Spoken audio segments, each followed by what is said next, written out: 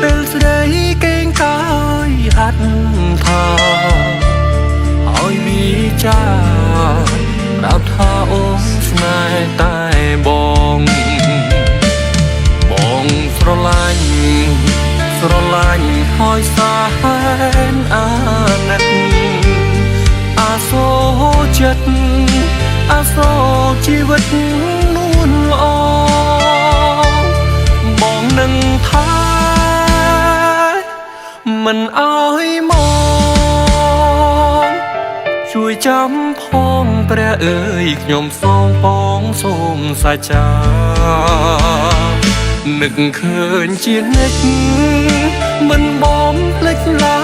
យស្នេហាទោះយ៉ាងណាក៏ខំរាំងសាលោកស្រី